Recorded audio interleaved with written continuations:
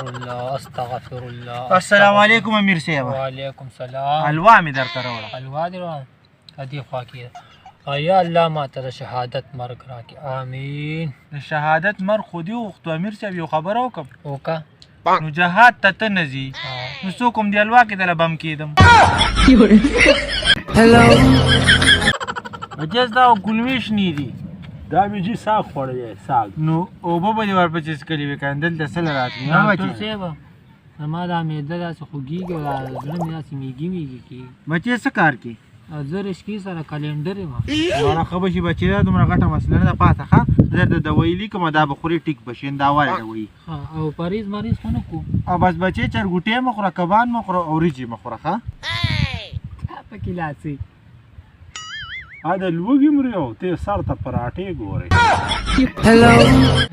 سا پرېږده یاره ستا ماله د زړه کې. السلام علیکم ډاکټر صاحب. وعلیکم سلام. ډاکټر صاحب په دې معده مې ډېر سخت درد دی. په معده دې درد دی؟ او یاره ته چرګوټې پرېږده ښه او کبان پرېږده وریجې پرېږده چای پرېږده او بله دا چې غټه غوښه پرېږده او نور بس نور زما د لاس پرېږده کې نیوامه دي.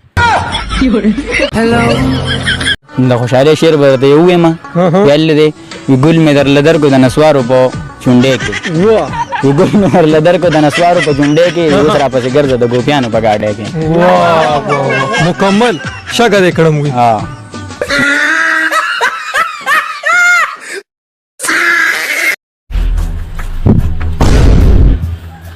جاله کې کېنه پاس وزر مه وهه او سر بوخ دی هر چا سره ښکر مه وهه.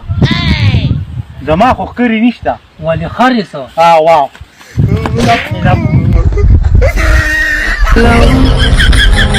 پیره څنګه چل دی؟